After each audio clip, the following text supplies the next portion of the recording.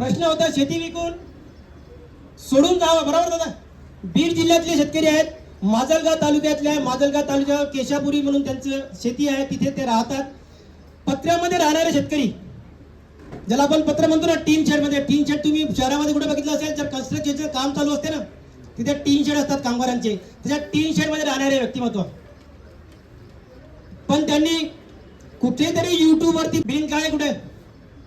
Billing काळेने केलेल्या कामातून त्यांनी युट्यूब वरती कधीतरी बघितलं आणि त्यातून प्रेरणा घेऊन त्यांना वाटलं की नाही, ही झिरो बजेट नैसर्गिक शेती, पद्मश्री डॉक्टर कृषी ऋषी सुभाष पाळेकर शेती मला काहीतरी आयुष्यात करून दाखवू शकेल. युट्यूबवर वाचून त्यांनी शेती सुरू केली.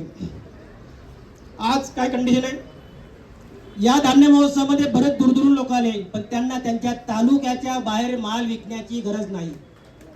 माजलगाव तालुक्याच्या बाहेर एकटे काम करतात का नाही, तिथे आपला गट आहे, विषमुक्त सुभाष पाळेकर नैसर्गिक शेती कृषी ऋषी यांचा गट आहे. त्या गटातून 2000 ग्राहक लोक माजलगाव सारख्या ठिकाणी जोडले गेलेले आहेत. पत्रा ते बंगले बांधले त्या 2 आणि याच्याकडे जोरदार टाळ्या. फक्त कृषी ऋषी सुभाष पाळेकरांच्या शेतीचं 100% पालन करून 30 लाखाचे बंगले उभे आहेत. कर्ज होतो डोक्यावर, आत्महत्या करण्याची वेळ होती, ती पण संपलेली आहे. आज हे बाकीच्या शेतकऱ्यांना उभं करण्याचं काम करतायत, आंदोलनामध्ये सहभागी आहे.